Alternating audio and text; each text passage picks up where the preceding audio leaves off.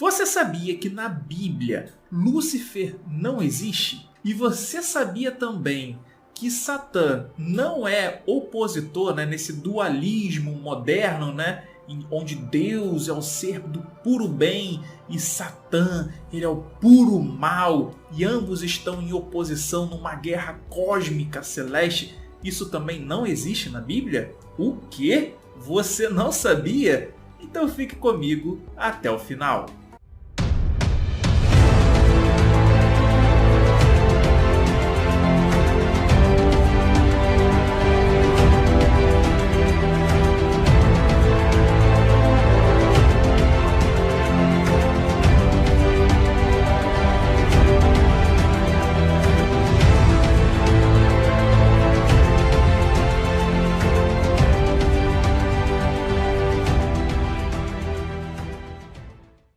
Então fala aí galera, meu nome é Antônio, eu sou um especialista em teologia reversa. Nesse vídeo aqui hoje você vai aprender aquilo que o seu líder religioso não quer que você saiba. Sim, é um segredo guardado a 7 chaves por inúmeros líderes religiosos, padres, pastores, missionários, apóstolos, etc.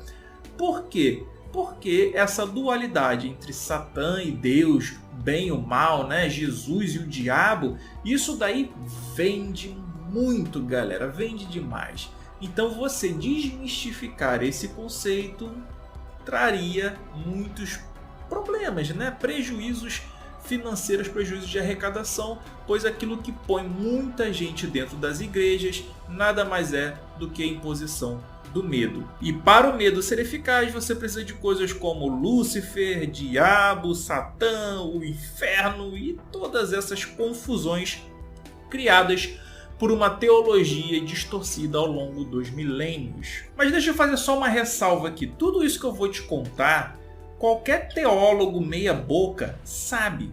Qualquer um que fez um seminário teológico sério, não devocional, mas um seminário teológico que seja exegético, qualquer um que fez uma faculdade teológica minimamente séria, até aqueles que estudam de forma um pouco mais aprofundada a Bíblia, sabem disso que eu vou falar para vocês. Isso não é segredo para ninguém. Isso só não é revelado para você, pois, como eu já disse, atrapalharia os negócios. Tá? Feito esse disclaimer inicial, vamos ao nosso vídeo de hoje. Olha só, galera, quando nós abrimos o livro de Jó, nós somos apresentados a uma reunião no céu, na abóbada celeste, onde Deus está reunindo ali os Bene Elohim, ou seja, os filhos de Deus. A gente vai trabalhar isso daqui a pouco, porque muitos querem dizer que isso aqui é anjo, não tem nada a ver com anjo. Bene Elohim são os filhos de Deus, ou seja, ali a gente está falando de um panteão, tá? A gente vai ver isso aí. E dentre esses membros do panteão, tem um deles que se opõe.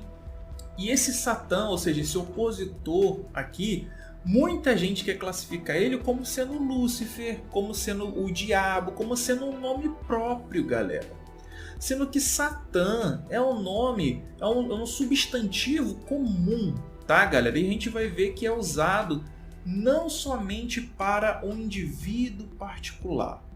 Essa ideia de Satã, ela só vai começar a ser particularizada após o 3º século antes da Era Comum. Por qual motivo? Porque depois do 3º século da Era Comum, nós temos as invasões alexandrinas, ou seja, o Império Macedônico está se constituindo. Então, por influência do helenismo, que vai beber muito de outras fontes também, nós vamos começar a ter esse dualismo ficando mais forte.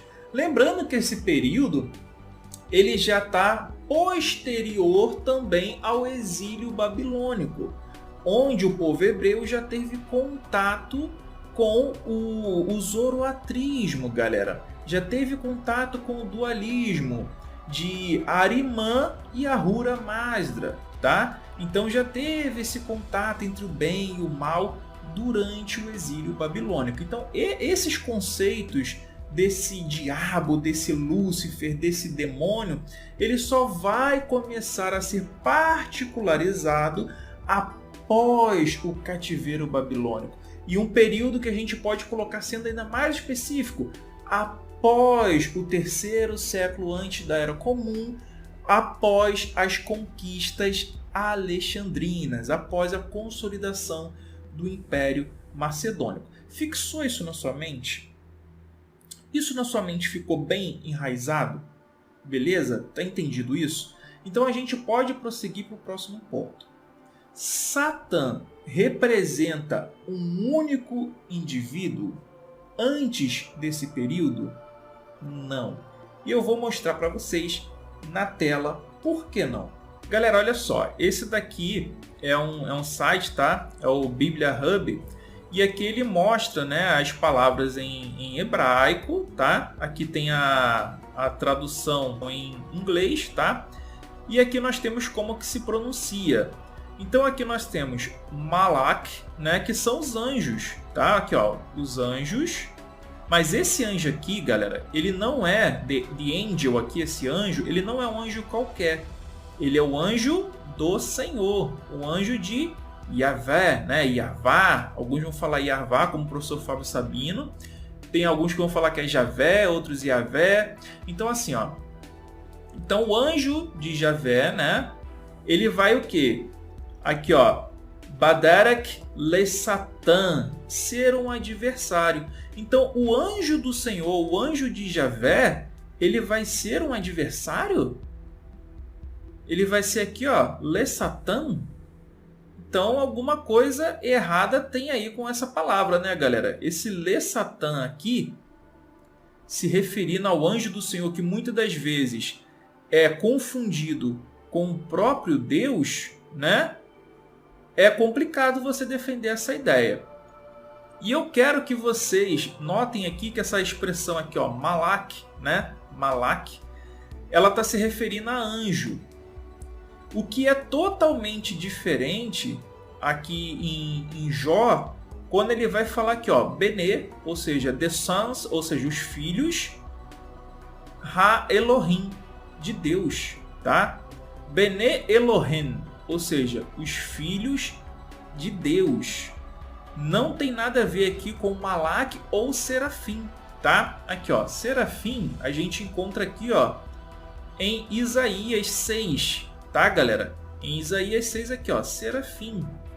Então, quando você quer falar de anjo, de mensageiro, você usa a expressão Malak ou a expressão Serafim. Serafim, se eu não me engano, é só em Isaías, tá, galera? Que aqui pode ser também um outro tipo de divindade, alguma coisa assim do tipo. Mas aqui ele também traz uma mensagem para o profeta. E Malak. Então, assim, os títulos para anjos são Malak e Serafim, diferente de Bene Elohim. E esse Bene Elohim é uma coisa tão forte, tão evidente, que está se tratando de um politeísmo, que em Deuteronômio 32 é trocado a expressão Bene Elohim por Angelo Tuteu na Septuaginta.